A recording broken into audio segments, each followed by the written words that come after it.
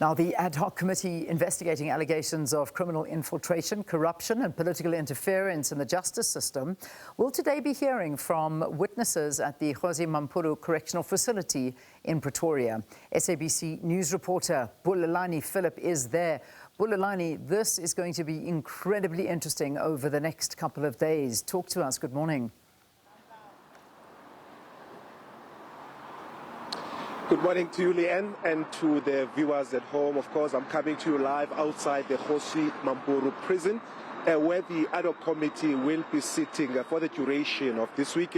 What we do expect today is that the Chief Financial Officer of the South African Police Service, Lieutenant Bulelani, will be testifying before the committee in relation to the cancelled contract of Medicare 24, which was done in December last year. That company, of course, belonging to one of the inhabitants here at Kgosi Mampuru in the form of Kgosi Mampuru.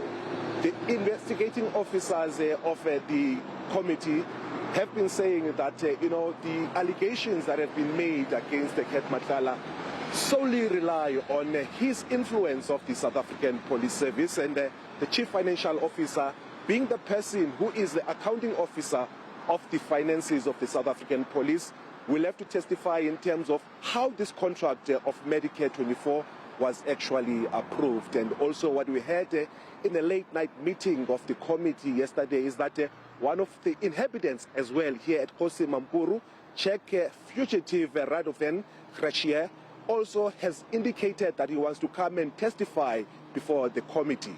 Now, I would take over that to say that in the auctioning of his house, which was bought by forensic investigator Paul O'Sullivan, it was also alleged that the IPIT investigators were also holding meetings that will actually ensure that they actually outmaneuver the then acting National Police Commissioner General Kgosi Mampuru.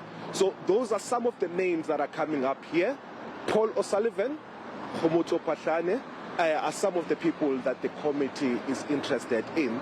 Of course, looking ahead in the week, only tomorrow we expect that the committee will start actually hearing the evidence of Kgosi Mampuru. He's actually expected to testify before the committee on Wednesday and Thursday, but there has been an allowance that has been given that if the evidence leaders and the committee members are not done, perhaps maybe it will be spilling over to Friday.